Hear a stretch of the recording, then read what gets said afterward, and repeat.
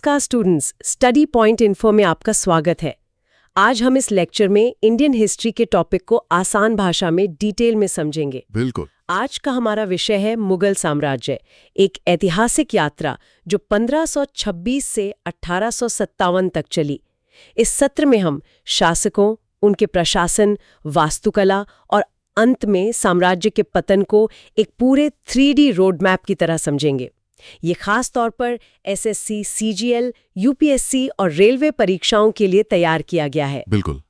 दोस्तों, आज हम मुगल साम्राज्य की पूरी कहानी को ऐसे समझेंगे जैसे कोई ब्लॉकबस्टर फिल्म देख रहे हों। एक्शन, ड्रामा, सस्पेंस, सब कुछ। तो चलिए शुरू करते हैं। तो सबसे पहले मुगल शासकों का क्रम यानी क्रोनोलॉजी, और इसे याद रखने की एक जादुई ट्रिक। इनका कुल शासनकाल 1526 से 1857 ईस्वी तक था। और ट्रिक है भाजी सब्जी फॉर मैम साहब। अरे भाई, सिंपल भाषा में समझो, ये कोई सब्जी का ऑर्डर नहीं है। ये एग्जाम में नंबर दिलाने वाला मंत्र है। स्क्रीन पर देखिए कैसे सीढ़ियों की तरह एक एक बादशाह आता है। पहले है भेजी, मतलब 1526 से 1627। बी से बाबर, एच से हुमायूं, ए से अकबर और जे से जहांगीर। यह है शुरुआती 4 बड़े खिलाड़ी। फिर है साबजी, 1628 से 1713 तक। एस से शाहजहां, ए से औरंगजेब, बी से बहादुर शाह प्रथम और जे से जहांदार शाह। यहां से कहानी में ट्विस्ट आने लगता है। अच्छा। इसके बाद 4, 1713 से 1719, जिसमें एफ से फरुखसियर। फिर मैम, 1719 से 1759, जिसमें एम से मोहम्मद शाह, ए से अहमद शाह और ए से आलमगीर सेकंड। ये वो दौर है जब साम्राज्य मतलब कमजोर होने लगा था। सही। और आखिर में साब, 1759 से 1857। एस से शाह आलम सेकंड, ए से अकबर सेकंड और बी से बहादुर शाह जफर, जो आखिरी बादशाह थे। ये ट्रिक एग्जाम के लिए सॉलिड है, रट लो। बिल्कुल। तो अब बात करते हैं नींव और संघर्ष की। बाबर और हुमायूं। बाबर 1526 से 1530, पानीपत के प्रथम युद्ध 1526 में इब्राहिम लोधी को हराकर मुगल साम्राज्य की स्थापना की। भारत में पहली बार तोपखाने यानी आर्टिलरी का प्रयोग किया। युद्ध याद रखने की ट्रिक है पान खा चा घा। तो कहानी शुरू होती है बाबर से। सोचिए, एक बंदा बाहर से आता है और यहाँ के सबसे बड़े सुल्तान इब्राहिम लोधी को हरा देता है। कैसे? उसके पास था एक ब्रह्मास्त्र, तोपखाना। उस जमाने में तोपें आज की मिसाइल जैसी थीं। सही। और उसकी लड़ाइयों को याद रखने की ये ट्रिक, पान खा चाघा, तो एकदम मक्खन है। पान पानीपत 1526, खां खानवा 1527, राणा सांगा के विरुद्ध, चा चंदेरी 1528, मेदिनी राय के विरुद्ध और घाघरा 1529 अफगानों के विरुद्ध। बिल्कुल। इसके बाद आते हैं हुमायूं, जिनका शासनकाल 1530 से 1540 और फिर 1555 से 1556 तक रहा। निर्वासन शेषा सूरी से चौसा 1539 और कन्नौज 1540 के युद्ध में हारने के बाद 15 वर्ष निर्वासन में बिताए और फिर पुनर्वापसी। सरहंद के युद्ध 1555 में सिकंदर सूरी को हराकर दोबारा गद्दी हासिल की। अब आता है हुमायूं, जिसकी जिंदगी पूरी फिल्मी थी। बाप ने सल्तनत बनाई, बेटे ने गंवा दी। शेरशाह सूरी ने उसे ऐसा धोया कि 15 साल तक बेचारा बिना राज के भटकता रहा। लेकिन फिर उसने जबरदस्त कमबैक किया। ये कहानी हमें सिखाती है नेवर गिव अप। सही बात है। अच्छा स्टूडेंट्स, एक सवाल है, कमेंट्स में बताइए, बाबर की सफलता का मुख्य कारण उसकी तोपें थीं या उसकी सैन्य रणनीति? बहुत अच्छा सवाल है। चलिए अब आगे बढ़ते हैं। अकबर महान 1556 से 1605।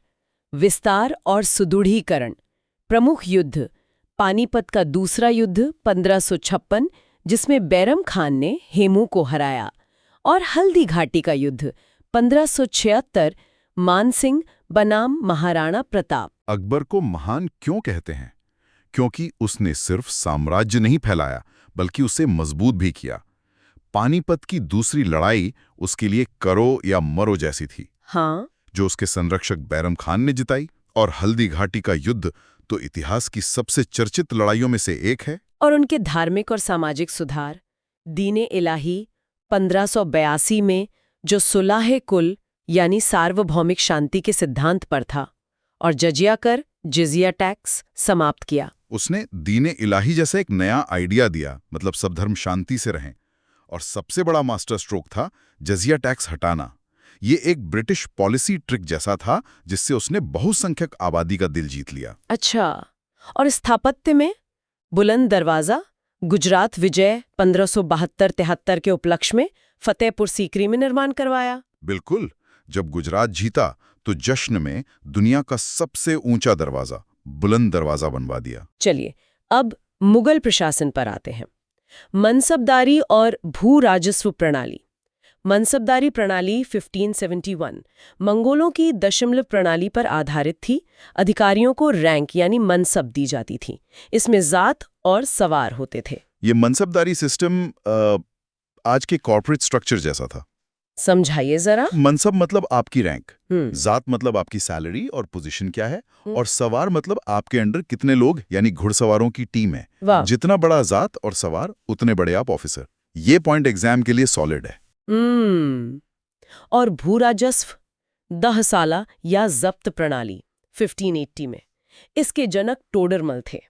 इसमें पिछले 10 वर्षों की औसत उपज पर कर निर्धारण होता था और राज्य का हिस्सा उपज का 13 भाग था। अब बात करते हैं टैक्स की। टोडरमल, जो अकबर का फाइनेंस मिनिस्टर था, एक गजब का सिस्टम लाया, दहसाला।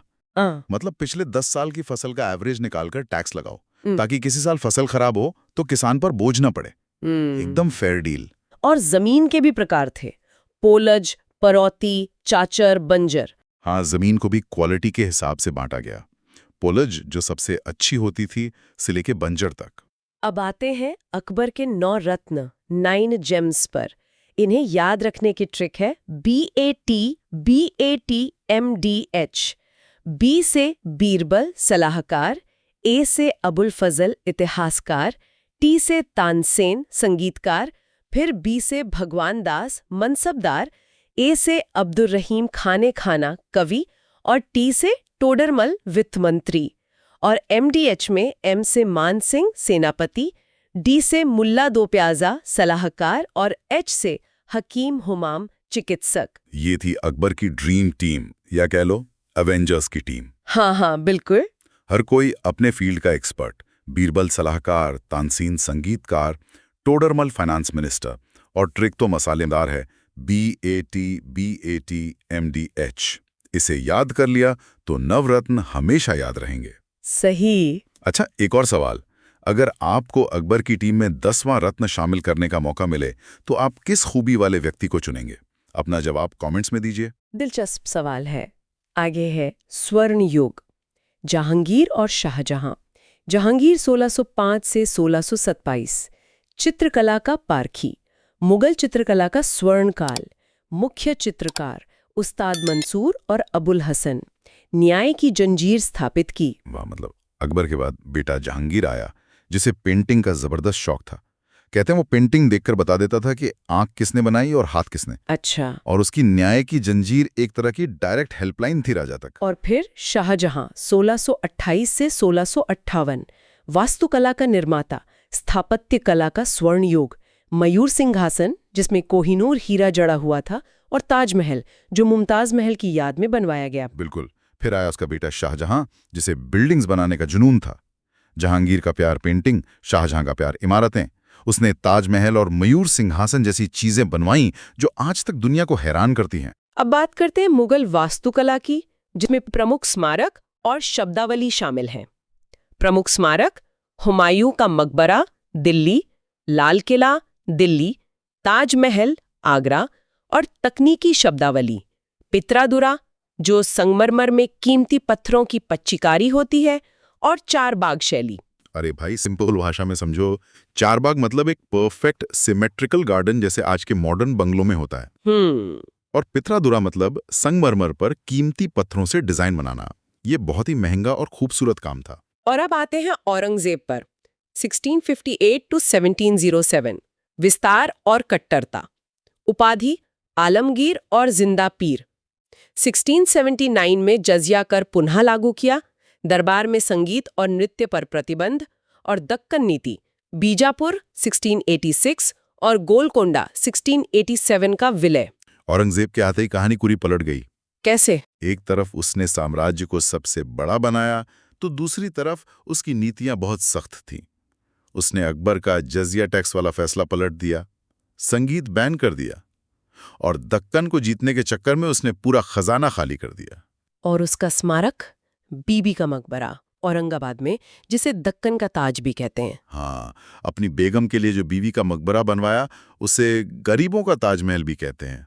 और फिर आता है उत्तरवर्ती मुगल और साम्राज्य का पतन, 1707 to 1857। पतन के मुख्य कारण थे औरंगजेब के कमजोर उत्तराधिकारी, नादिर शाह का आक्रमण 1739 और अहमद शाह अब्दाली के आक्रमण। ये बिल्कुल एक अमीर परिवार की कहानी जैसा है। जब तक मजबूत मुखिया यानी औरंगजेब था, सब ठीक था। उसके जाते ही कमजोर बच्चे आपस में लड़ने लगे। फिर नादिर शाह जैसा लुटेरा आया और घर का सबसे कीमती सामान, मयूर सिंहासन और कोहिनूर, लूट कर ले गया। और अंतिम अध्याय, बहादुर शाह जफर 1837 to 1857, जो अंतिम बादशाह थे। हाँ, और अंत में बहादुर शाह जफर नाम के आखिरी वारिस के साथ सब खत्म हो गया। चलिए अब एक त्वरित रिवीजन करते हैं। पहले युद्धों का रोड मैप यानी बैटल टाइमलाइन। 1526 में पानीपत का प्रथम युद्ध, 1556 में पानीपत का दूसरा युद्ध, 1576 में हल्दी घाटी का युद्ध और 1761 में पानीपत का तीसरा युद्ध। ये कुछ प्रमुख युद्ध थे। ये पूरी फिल्म का एक्शन सीक्वेंस एक ही स्लाइड में है। पानीपत से शुरू होकर पानीपत पर ही एक तरह से अंत। ये टाइमलाइन एग्जाम के लिए सुपर इंपॉर्टेंट है। सही। अब महत्वपूर्ण प्रशासनिक शब्दावली। वजीर, प्रधानमंत्री, मीर बख्शी सैन्य विभाग प्रमुख और काजी-उल कुज़ात मुख्य न्यायाधीश। इसे आज के जमाने से जोड़ो। वजीर, प्रधानमंत्री, मीर बख्शी रक्षा मंत्री, काजी-उल कुज़ात चीफ जस्टिस। आसान हो गया है ना? और अब मुगल ट्रिक्स का खजाना। पहली, शासकों के लिए भाजी सब्जी फॉर माम साहब। दूसरी, बाबर के युद्धों के लिए पान खाचा घा। और तीसरी, अकबर के नवरत्नों के लिए बैट बैट MDH। ये है आपका आखिरी मिनट का रिवीजन नोट। इसका स्क्रीनशॉट ले लो। एग्जाम से पहले बस ये देख लेना, काम हो जाएगा। बिल्कुल। अब कुछ डोंट मिस महत्वपूर्ण तथ्य। दरबारी भाषा फारसी थी। बाबरनामा तुर्की में लिखी गई, जो बाबर की आत्मकथा थी। अकबरनामा अबुल फजल ने लिखी थी। हुमायूंनामा गुलबदन बेगम ने लिखी और रज़्मनामा महाभारत का फारसी अनुवाद था। ये हैं वो छोटे छोटे फैक्ट्स जो MCQ में फंसा देते हैं। याद रखना, दरबारी भाषा फारसी थी लेकिन बाबर की आत्मकथा तुर्की में थी। ये एक कॉमन कंफ्यूजन पॉइंट है। सही। और अंत में मुगल विरासत 1857 और उसके बाद 300 से ज्यादा वर्षों का शासन 1526 से 1857 तक। विरासत में हमें मिली इंडो इस्लामिक वास्तुकला, उर्दू भाषा, मुगलई खानपान और चित्रकला। तो 300 साल की ये कहानी 1857 में खत्म हुई, लेकिन मुगल गए, अपनी विरासत छोड़ गए। आज भी हम जो लाल किला देखते हैं, जो बिरयानी खाते हैं, जो उर्दू के शब्द बोलते हैं, वो सब इसी दौर की देन है। और 1857 के विद्रोह के बाद ब्रिटिश राज की पूर्ण स्थापना हुई, जिससे मुगल साम्राज्य का अंत हुआ और आधुनिक भारत की शुरुआत हुई। बिल्कुल, और जहां मुगलों का अंत हुआ, वहीं से आधुनिक भारत का एक नया चैप्टर शुरू हुआ। दोस्तों, अगर आपको ये डिटेल्ड एक्सप्लेनेशन पसंद आई हो तो वीडियो को लाइक जरूर करें, स्टडी पॉइंट इन्फो चैनल को सब्सक्राइब करें और इस वीडियो को अपने दोस्तों के साथ शेयर करें। ऐसे ही एग्जाम ओरिएंटेड कंटेंट के लिए हमारे साथ जुड़े रहिए। जय हिंद।